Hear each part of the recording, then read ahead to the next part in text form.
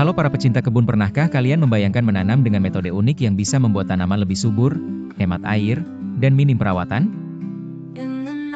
Hari ini, kita akan membahas sesuatu yang mungkin terdengar asing, tapi sangat powerful, tapi bukan hugelkultur yang biasa, melainkan hugelkultur dalam pot kecil. Hugelkultur itu berasal dari bahasa Jerman, artinya gundukan kebun. Secara tradisional, ini adalah metode berkebun yang melibatkan penanaman di atas gundukan besar berisi kayu lapuk, ranting, dan bahan organik lainnya yang ditutupi tanah.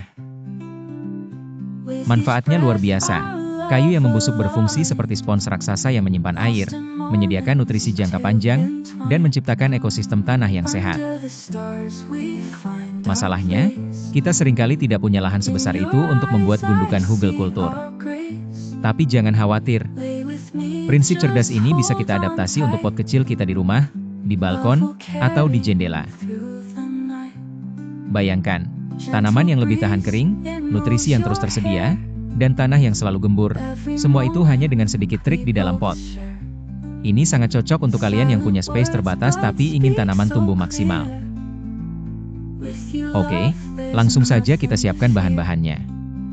Ini cukup sederhana dan mungkin sebagian besar sudah ada di sekitar kita.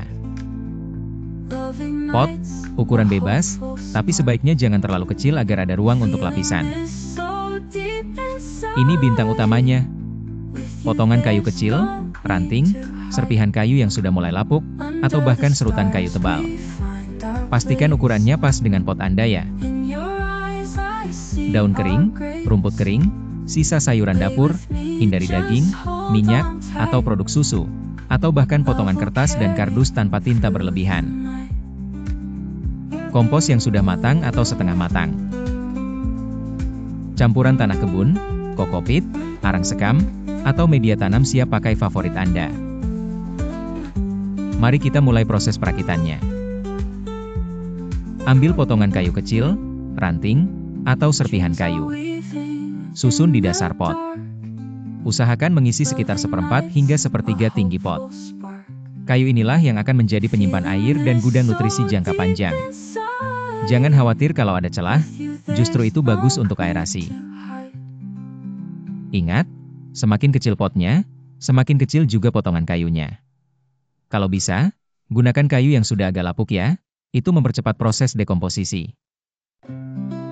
Setelah kayu, tambahkan lapisan biomasa lain seperti daun kering, rumput kering, atau sisa sayuran dapur. Ini akan membusuk lebih cepat dari kayu dan menyediakan nutrisi lebih cepat. Lapisan ini juga membantu memisahkan kayu dari media tanam utama. Tambahkan sedikit kompos setengah matang di sini jika ada. Sekitar 1/4 tinggi pot juga cukup. Saatnya menambahkan media tanam utama Anda.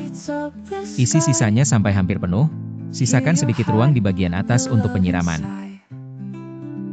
Pastikan media tanam Anda berkualitas baik ya, karena disinilah akar tanaman akan segera berinteraksi. Ratakan permukaannya. Kini pot hugelkultur mini Anda siap ditanami. Buat lubang di tengah dan tanam bibit atau benih pilihan Anda. Siram dengan cukup air setelah menanam. Air akan meresap ke lapisan kayu di bawah. Untuk menjaga kelembaban dan menekan gulma, Anda bisa menambahkan lapisan mulsa tipis di permukaan pot seperti daun kering, jerami, atau serpihan kayu kecil. Nah, sekarang pot hugelkultur mini Anda sudah jadi. Apa saja sih manfaatnya? Ini yang paling kerasa. Kayu di bawah berfungsi sebagai spons yang menyimpan air, sehingga Anda tidak perlu sering menyiram. Seiring waktu, kayu dan biomasa akan membusuk perlahan, melepaskan nutrisi ke tanah secara terus-menerus. Tanaman Anda akan mendapatkan makanan gratis dalam jangka panjang.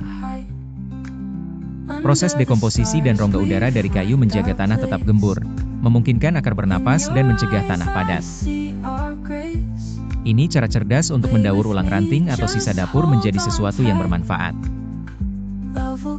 Beberapa tips tambahan. Hampir semua jenis tanaman bisa, tapi tanaman yang suka kelembaban stabil atau yang membutuhkan nutrisi tinggi akan sangat senang di pot hugelkultur ini.